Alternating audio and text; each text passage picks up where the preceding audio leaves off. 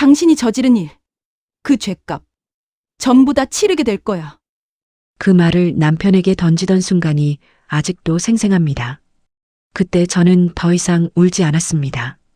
손은 떨렸지만 목소리만큼은 또렷했습니다. 하지만 그 순간에 이르기까지 저는 얼마나 많은 것들을 참아왔는지 모릅니다. 그날도 평범한 오후였습니다. 장을 보러 시장에 갔다가 집으로 돌아오는 길이었습니다. 손에는 시어머니가 좋아하시는 무와 대파가 들려 있었고 저는 저녁 식탁을 떠올리며 걷고 있었습니다. 그런데 모텔 앞을 지나가는데 익숙한 뒷모습이 보였습니다. 남편이었습니다. 아니, 처음엔 아니길 바랐습니다. 비슷한 키에 비슷한 걸음걸이를 가진 다른 사람이길 바랐습니다. 하지만 그 옆에 붙어서 웃고 있는 젊은 여자를 보는 순간 저는 알았습니다. 장바구니가 바닥에 떨어지는 소리도 들리지 않았습니다. 무가 대굴대굴 굴러가는 것도 보이지 않았습니다. 남편은 그 여자의 허리에 손을 두르고 있었습니다. 그렇게 자연스럽게 마치 수십 번도 넘게 해온 것처럼 말입니다. 그 여자는 남편의 팔에 제 얼굴을 묻으며 웃었습니다. 그리고 모텔 안으로 들어갔습니다. 저는 그 자리에 얼어붙었습니다. 지나가는 사람들이 저를 힐끗거리며 쳐다봤지만 아무것도 느껴지지 않았습니다. 다리가 후들거렸습니다. 숨이 제대로 쉬어지지 않았습니다. 그렇게 얼마나 서 있었을까요? 정신을 차렸을 때는 해가 이미 많이 기울어 있었습니다. 집으로 돌아와 대문을 열었습니다. 현관에서 신발을 벗으면서도 손이 떨렸습니다. 부엌으로 가서 물을 한 잔 마셨지만 목구멍으로 넘어가지 않았습니다. 시어머니 방에서는 텔레비전 소리가 들렸고 저는 제 방으로 들어가 이불을 뒤집어 썼습니다. 밤이 되어 남편이 들어왔습니다. 현관문 여는 소리, 신발 벗는 소리, 거실을 지나 방으로 오는 발소리. 그 모든 것이 마치 낯선 사람처럼 들렸습니다. 남편은 아무렇지도 않게 옷을 갈아입으며 물었습니다. 저녁은 먹었어요? 그 말에 저는 벌떡 일어나 남편을 마주봤습니다. 남편은 당황한 표정으로 저를 쳐다봤습니다. 당신 오늘 어디 갔다 왔어요? 남편의 표정이 굳었습니다. 잠깐의 침묵이 흘렀고 남편은 한숨을 쉬며 대답했습니다. 거래처 사람 만나고 왔어. 그건 왜 물어? 거짓말 마세요. 아까 다 봤어요. 모텔 앞에서. 남편의 얼굴이 하얗게 질렸습니다. 하지만 곧 표정을 바꿔 짜증스럽게 말했습니다. 그래서 봤으면 어쩔 건데. 그 말이 저를 더 무너뜨렸습니다. 변명도 사과도 아닌 그 태도가 말입니다. 저는 떨리는 목소리로 물었습니다. 그 여자가 누구예요? 알 필요 없어. 그냥 아는 사람이야. 아는 사람이랑 모텔을 가요? 당신 지금 정신이 있는 거예요? 남편은 넥타이를 풀며 소파에 앉았습니다. 그리고 태연하게 말했습니다. 남자가 사업상 여자도 만나고 하는 거지. 뭐 그런 거 가지고 따져? 그 순간 머리가 핑 돌았습니다. 30년을 함께 산 남편의 입에서 그런 말이 나올 줄은 몰랐습니다. 당신 지금 무슨 소리 하는 거예요? 말했잖아. 간통죄도 폐지된 마당에 여자 좀 만난 게 뭐 대수야? 이제 바람 피운다고 감옥 가는 세상이 아니라고. 남편의 목소리에는 오히려 당당함마저 묻어 있었습니다. 저는 벽에 기대서지 않으면 쓰러질 것 같았습니다. 그럼 당신은 아무렇지도 않은 거예요? 30년을 함께 산 저한테 이럴 수 있는 거예요? 30년을 살았으니까 이해해줘야지. 남자들 다 그래. 당신도 세상 물정 좀 알아라. 남편은 그렇게 말하고는 욕실로 들어가 버렸습니다. 샤워하는 물소리가 들렸습니다. 저는 그 자리에 주저앉았습니다. 가슴이 터질 것 같았지만 눈물조차 나오지 않았습니다. 그날 밤 저는 잠을 이루지 못했습니다. 옆에 누워서 코를 고는 남편을 보면서 생각했습니다. 이 사람은 언제부터 이렇게 변했을까? 아니, 원래 이런 사람이었는데 제가 모르고 살았던 걸까? 다음 날 아침 시어머니께 아침상을 차려드리는데 손이 떨렸습니다. 국그릇을 놓다가 손을 데일 뻔했습니다. 시어머니는 제 얼굴을 보시더니 물으셨습니다. 얼굴이 왜 그래? 어디 아파? 아니에요, 어머님. 그냥 잠을 못 자서요. 요즘 며느리들은 편하게 살면서도 맨날 피곤하다고 그러더라. 우리 때는 이것저것 다 하면서도 멀쩡했는데 시어머니의 그 말에도 저는 아무 대꾸를 하지 못했습니다. 그저 고개만 숙이고 부엌으로 돌아왔습니다. 설거지를 하는데 눈물이 똑똑 떨어졌습니다. 그릇 씻는 물소리에 묻혀서 다행이었습니다. 그로부터 며칠 뒤 현관 초인종이 울렸습니다. 문을 열었더니 낯선 여자가 서 있었습니다. 그날 모텔 앞에서 봤던 그 여자였습니다. 제 나이에 반도 안 돼 보이는 젊은 여자가 화장을 진하게 하고 짧은 치마를 입고 서 있었습니다. 김영숙 씨 맞으시죠? 누구세요? 여자는 가방에서 서류 봉투를 꺼내 저에게 내밀었습니다. 저는 박민수 씨랑 만나고 있는 사람이에요. 알아야 할 것 같아서 왔어요. 저는 그 봉투를 받지 않았습니다. 여자는 봉투를 바닥에 내려놓으며 말했습니다. 민수 오빠가 저랑 결혼하겠대요. 책임진다고 했어요.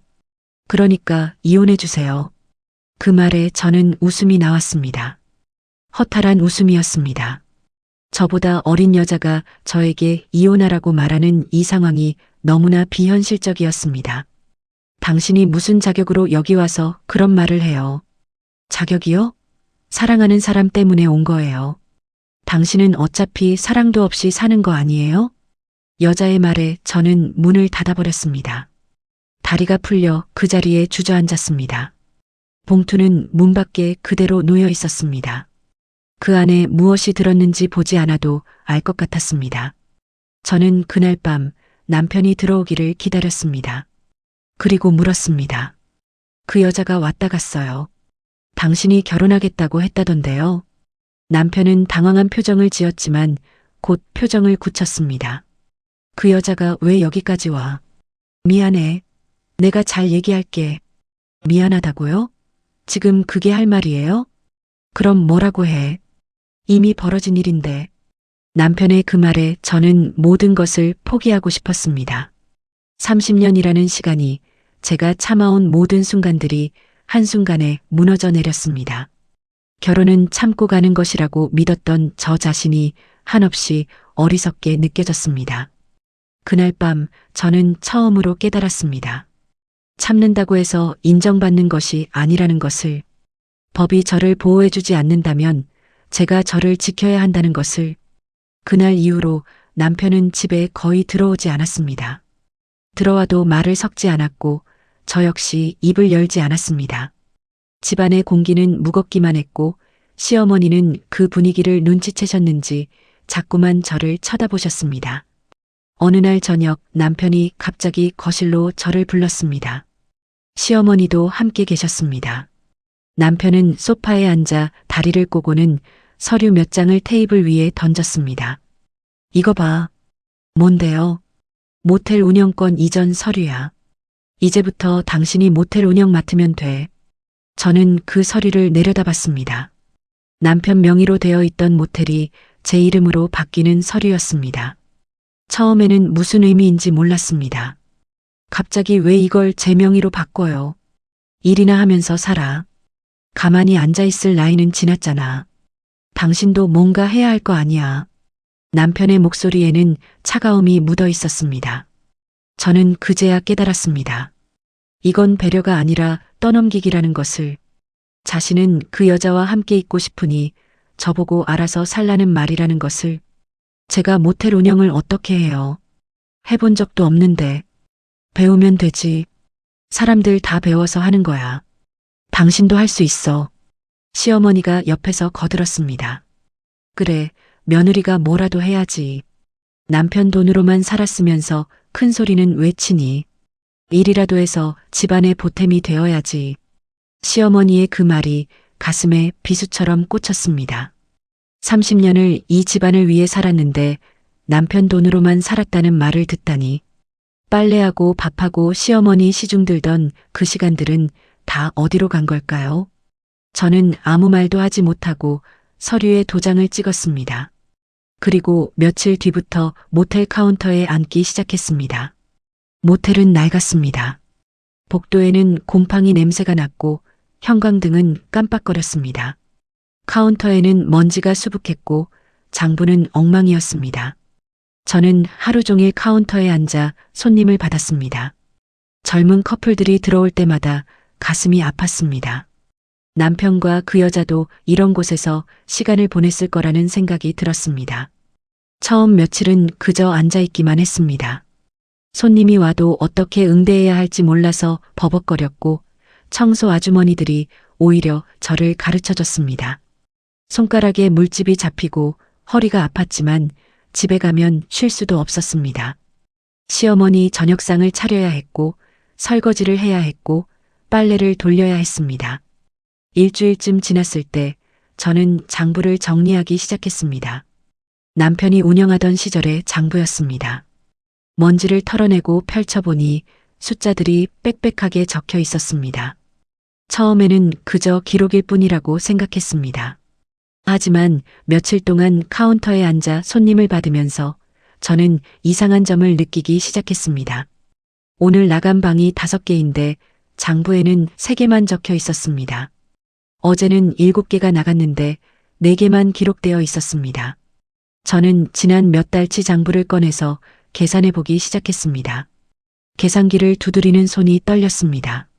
한 달 수입이 대략 500만 원 정도 나와야 하는데 장부에는 300만 원만 적혀 있었습니다.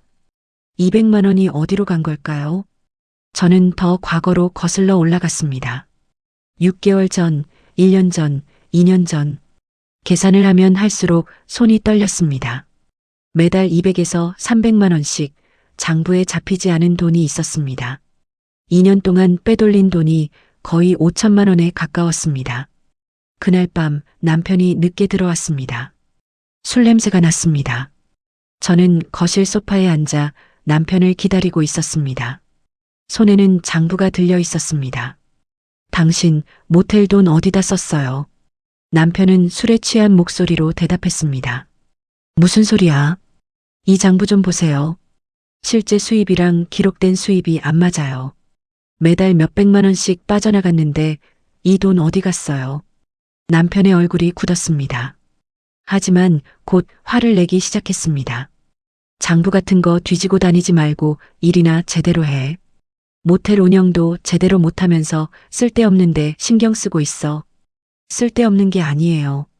당신이 모텔 돈을 빼돌린 거잖아요. 그래서 어쩔 건데. 내가 번 돈 내가 쓰는데 뭐가 문제야. 그 말에 저는 참았던 분노가 폭발했습니다. 당신이 번 돈? 이 모텔 당신 혼자 운영했어?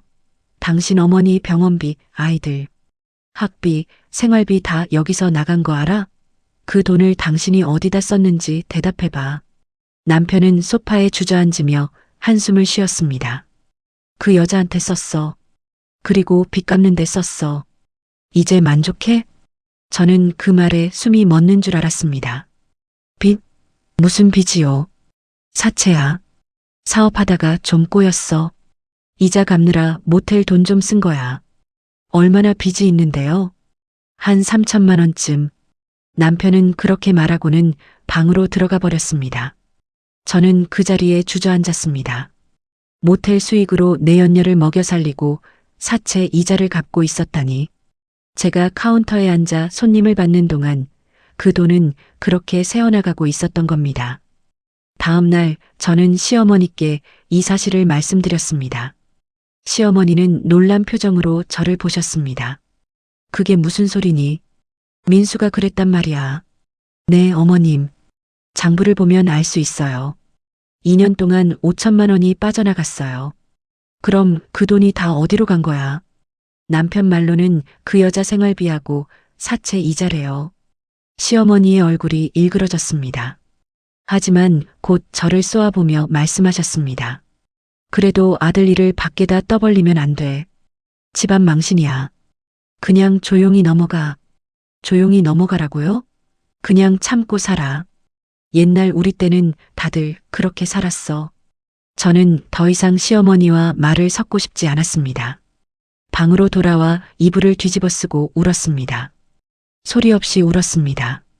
하지만 눈물이 마르자 저는 생각했습니다. 이제 더 이상 참을 수 없다고. 남편은 저를 배신했을 뿐만 아니라 제 인생마저 갈취하고 있었습니다. 저는 컴퓨터를 켜고 이혼 관련 검색을 시작했습니다. 모르는 단어들이 많았지만 하나하나 읽어내려갔습니다.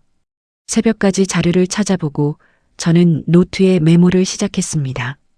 필요한 것들을 하나하나 적어 내려갔습니다. 날이 밝았을 때 저는 더 이상 우는 여자가 아니었습니다. 카운터에 앉아서도 장부를 정리했고 틈틈이 증거를 모았습니다. 남편이 버린 영수증도 모았고 통장 거래 내역도 출력했습니다. 일주일 뒤 저는 변호사 사무실 전화번호를 적어두었습니다. 그리고 거울을 보며 말했습니다. 이제 시작이야. 변호사 사무실 문 앞에서 한참을 서성였습니다. 손에 든 서류 가방이 무겁게 느껴졌습니다. 그 안에는 제가 모은 모든 증거가 들어 있었습니다. 장부 사본, 통장 내역, 남편과 내연녀의 문자 기록, 모텔 출입 영상까지. 문을 열고 들어가니 젊은 여자 변호사가 저를 맞아주었습니다. 처음 보는 사람에게 제 치부를 드러내야 한다는 게 창피했지만 저는 준비해온 서류를 책상 위에 펼쳤습니다. 남편이 바람을 폈어요. 그런데 간통죄가 없으니까 저는 아무것도 할 수 없나요? 변호사는 제 서류들을 꼼꼼히 살펴보더니 고개를 들어 저를 바라봤습니다. 처벌은 어렵지만 책임은 물을 수 있습니다. 상간자 손해배상 청구, 혼인 파탄에 대한 위자료, 그리고 이 장부를 보니 재산 은닉 정황도 보이네요. 민사로 충분히 다툴 수 있습니다. 그 말에 저는 처음으로 숨통이 트이는 것 같았습니다. 정말요? 법이 남편을 처벌하지 않아도 제가 할 수 있는 게 있다는 거죠? 네. 간통죄 폐지는 형사처벌이 없어진 것일 뿐 민사상 불법행위 책임은 여전히 남아 있어요. 배우자와 상간자 모두에게 손해배상을 청구할 수 있고 이혼 시 위자료도 받을 수 있습니다. 특히 이 모텔 수익 횡령 부분은 재산 분할에서 유리하게 작용할 수 있어요. 변호사는 제게 필요한 절차들을 설명해 주었습니다. 하나하나가 낯설고 어려웠지만 저는 열심히 메모했습니다. 사무실을 나와 집으로 돌아오는 길, 저는 더 이상 울지 않았습니다. 오히려 마음이 차분해졌습니다. 할 수 있는 일이 있다는 것, 포기하지 않아도 된다는 것, 그 사실만으로도 힘이 났습니다. 집에 돌아와서도 저는 멈추지 않았습니다. 밤늦게까지 남편의 통장 내역을 정리하고 모텔 장부를 다시 검토했습니다.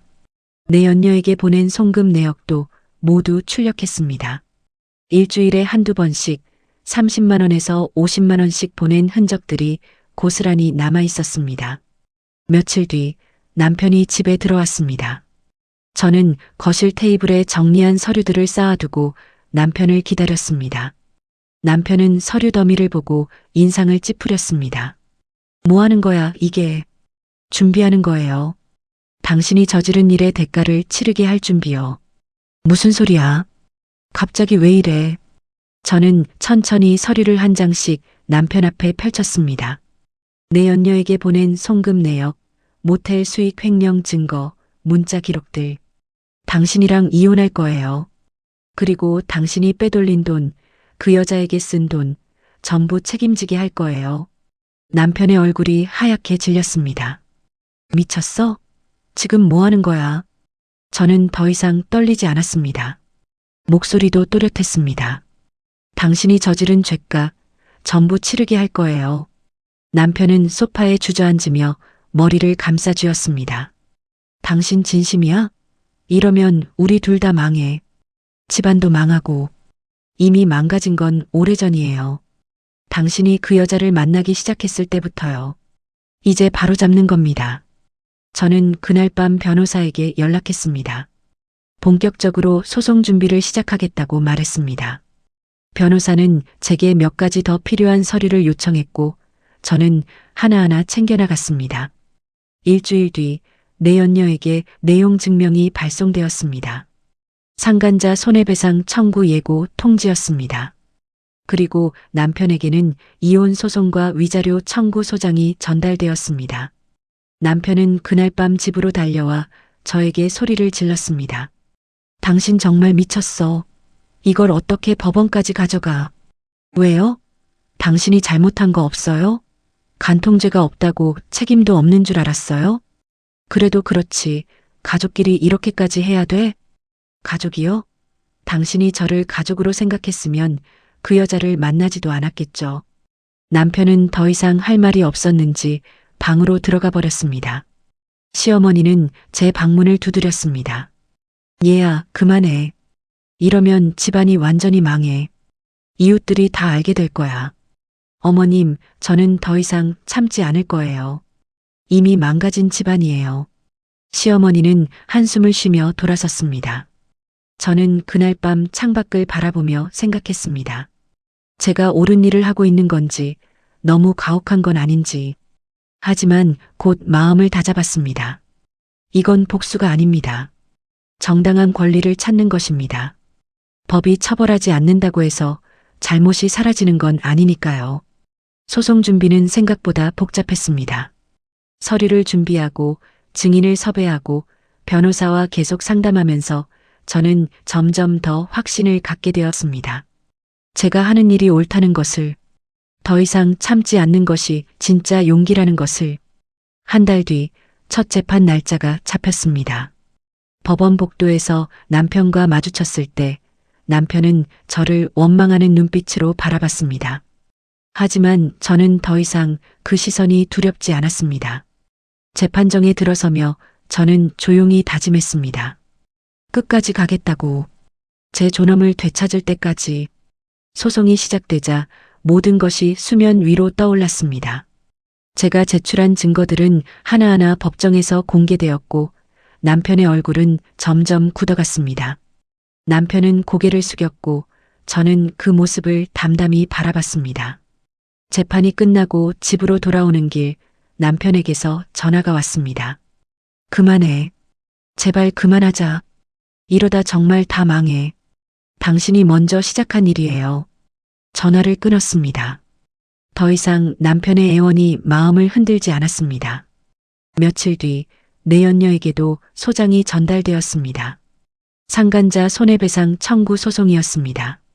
제 변호사는 내연녀가 남편과의 관계를 알면서도 지속했고 그로 인해 혼인 관계가 파탄났다는 점을 명확히 밝혔습니다. 그리고 일주일 뒤 내연녀의 변호사에게서 연락이 왔습니다. 합의를 하고 싶다는 내용이었습니다. 저는 변호사 사무실에서 내연녀를 직접 마주했습니다. 내연녀는 예전처럼 당당하지 않았습니다. 화장기 없는 얼굴에 핏기가 없었고 손은 계속 떨리고 있었습니다. 죄송해요. 제가 잘못했어요. 저도 속은 거예요. 민수 씨가 이혼한다고 했어요. 곧 이혼할 거라고요. 그래서 제 남편이 보낸 돈을 받은 거예요? 제 가정을 파괴한 대가로요? 정말 몰랐어요. 이렇게 될 줄은 몰랐다고요. 내연녀는 울먹이며 말했습니다. 저는 그 모습을 보며 생각했습니다. 이 여자도 결국 남편에게 이용당한 것일지도 모른다고. 하지만 그렇다고 해서 책임이 없어지는 건 아니었습니다. 변호사의 조언에 따라 저는 합의금을 받기로 했습니다. 많은 돈은 아니었지만 내연녀가 잘못을 인정했다는 것 자체가 의미 있었습니다. 내연녀는 합의서에 서명하며 마지막으로 말했습니다. 민수 씨한테 다신 연락 안 할게요. 정말 죄송해요. 그 말을 끝으로 내연녀는 사무실을 나갔습니다. 저는 창밖으로 사라지는 그 뒷모습을 바라보며 한숨을 쉬었습니다. 하지만 문제는 거기서 끝이 아니었습니다. 며칠 뒤 낯선 남자에게서 전화가 왔습니다. 김영숙 씨 맞습니까?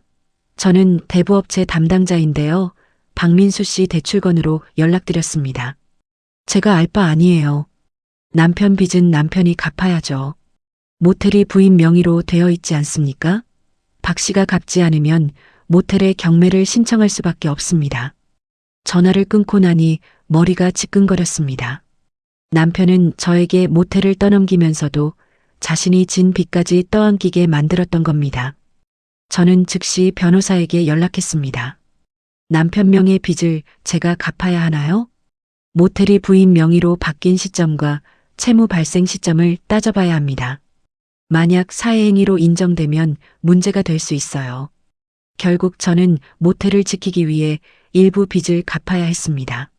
제가 힘들게 모은 돈이 남편의 빚 때문에 사라졌습니다. 그날 밤 저는 남편에게 전화를 걸었습니다. 당신 빚 때문에 제 돈까지 날렸어요. 이제 만족해요? 미안해. 내가 잘못했어. 제발 소송만 취하해줘. 안 돼요. 끝까지 갈 거예요. 시어머니도 결국 저를 찾아오셨습니다. 지팡이를 짚고 제 방문 앞에 서서 말씀하셨습니다. 며느라, 이제 그만해라. 민수가 완전히 망가졌어. 일도 못하고 술만 마시고 있어. 어머님, 그건 제 탓이 아니에요. 남편이 스스로 선택한 결과예요. 그래도 그렇지, 가족인데. 이렇게까지 할 필요가 있니? 시어머니의 목소리에는 원망이 섞여 있었습니다. 하지만 저는 더 이상 흔들리지 않았습니다. 어머님, 30년 동안 제가 참은 건 생각 안 하세요? 제가 당한 건 아무것도 아니에요? 시어머니는 한참을 서 계시다가 천천히 고개를 숙이셨습니다. 미안하다. 그래도 이건 너무한 거 아니니? 네가 이렇게까지 할 줄은 몰랐어. 제 방에 남겨진 건 무거운 침묵뿐이었습니다. 마지막 재판날 판사는 판결문을 낭독했습니다. 이혼은 인정되었고 위자료와 재산 분할도 제 손을 들어줬습니다. 남편이 은닉했던 재산도 일부 환수할 수 있게 되었습니다. 법정을 나서는 남편의 뒷모습은 초라했습니다. 어깨가 축 처진 채 비틀거리며 걸어가는 모습이 마치 다른 사람 같았습니다. 저는 그 모습을 보며 복잡한 감정이 들었습니다. 통쾌함도 슬픔도 허무함도 뒤섞인 감정이었습니다. 현실은 남편에게 철저히 책임을 물었습니다. 내연녀는 떠났고 돈도 잃었고 사회적 신뢰도 무너졌습니다. 무엇보다 가족도 잃었습니다.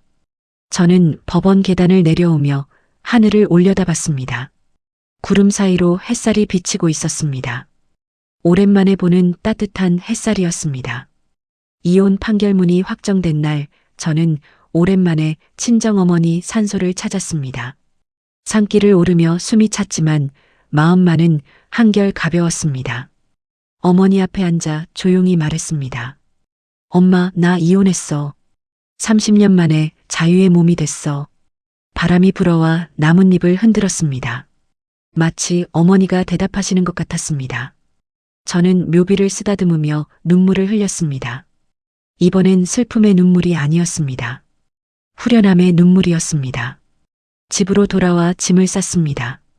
30년을 살았던 집이었지만 가져갈 것은 많지 않았습니다. 옷가지 몇 벌과 책 몇 권, 그리고 아이들 어릴 적 사진 몇 장. 그게 전부였습니다. 시어머니가 방문을 두드렸습니다. 정말 가는구나. 네, 어머님. 미안하다. 내가 너한테 잘못했어. 이제야 알았어. 내가 얼마나 힘들었는지. 시어머니의 눈가에는 눈물이 맺혀 있었습니다. 저는 시어머니의 손을 잡았습니다. 어머님도 힘드셨을 거예요. 아들이 저렇게 되니까. 하지만 저는 더 이상 참을 수 없었어요. 알아. 이제 알아. 잘 살아라. 시어머니는 그렇게 말하고 방으로 돌아가셨습니다. 저는 마지막으로 집안을 둘러봤습니다. 부엌, 거실, 시어머니 방. 제 청춘이 묻힌 공간들이었습니다. 하지만 이제는 떠날 시간이었습니다. 모텔도 정리했습니다. 판결에 따라 모텔은 제 몫이 되었지만 저는 그것을 팔기로 했습니다. 그곳에는 너무 많은 아픈 기억이 서려 있었습니다. 매매가 성사되고 계약금을 받았을 때 저는 비로소 새 출발을 할 수 있다는 확신이 들었습니다.